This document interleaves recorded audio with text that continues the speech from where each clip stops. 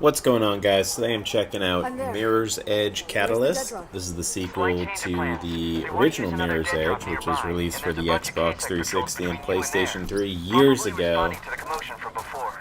There's a little bit of hype behind this game just because the first game didn't sell too well, but the people that did play it really liked it for the most Stay part, focused so all a the lot way of to the people drop. wanted a If you stop or sequel, make too many mistakes, and it you was a won't little make it. surprising that EA greenlit this sequel, so hopefully it does well. It's made by DICE, who also makes the popular Battlefield franchise, and it's definitely a different kind of game for them. If you never played the original, it is a first-person parkour game. It takes place in the future where you are a runner and you're kind of starting an underground revolution against the government. Controls can be a little awkward to start out. I think they've definitely simplified it more in this one than the last one, and once you do get the hang of it, the controls feel You're really almost there. good. Keep it up.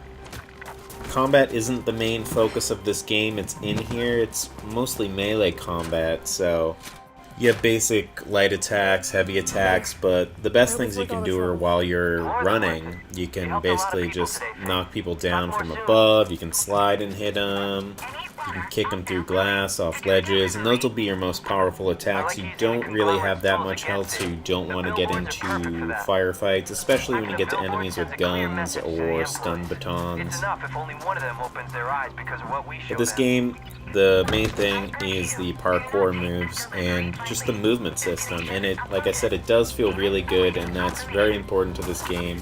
You have a nice big open map in this one as well. I don't believe you did in the previous one. I'm not 100% sure on that. It's been a while since I played it, but the world feels great here. You have a little red line that can be like your GPS and show you the basic routes to where you want to go depending on your waypoint. But then there's also a lot of side routes you can find or shortcuts. So it's really fun to explore. It's going to be one of those games where it's kind of fun to go for the collectibles just because how good the movement feels. You kind of want to try and figure out the easiest way to get there.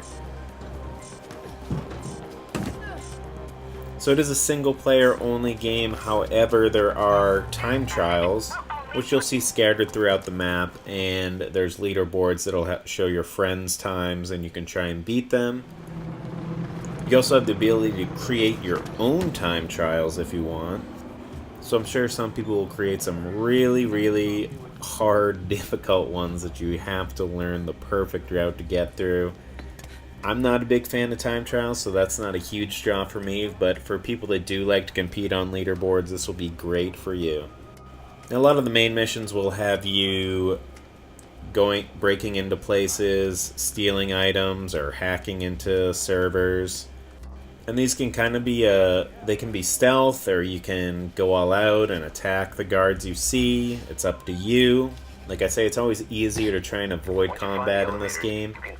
And they're pretty fun, they're interesting. Sometimes it's a little confusing where you're supposed to go, especially if you enable that red runner line. Sometimes it's a little too slow if you're sprinting at full speed trying to escape a building. It kind of lags behind sometimes, and then you'll take a wrong turn and it'll have to like refresh where it wants you to go, and that takes a second, and that can be pretty painful to sit through, especially if you're stuck in a room with enemies. I sent the request 3 days ago, Mr. Kruger. But for the most part, it works. A lot of these infiltration segments Yesterday I are happened on fun. a project subtask referring to something called Kingdom. Now, when you're just running around the city, like I said, there's collectibles, there's audio logs, there's dead drops you have to pick up and take somewhere else in a certain time limit. These time limits are extremely unforgiving if you take the main path, so they really do encourage you to be looking for side paths and shortcuts. You can pretty much do it perfect and make it with 1 second left if you take the main one. So it is going to be challenging when you first start out. Don't give up on it. Just keep exploring and learning the mechanics. There's also a character upgrade system that allows you to do more damage to enemies or unlock a few new moves, like being able to do a 180. There's also a grappling hook you can use that'll help you get around later on. So there's definitely a sense of progression and reward for unlocking these items.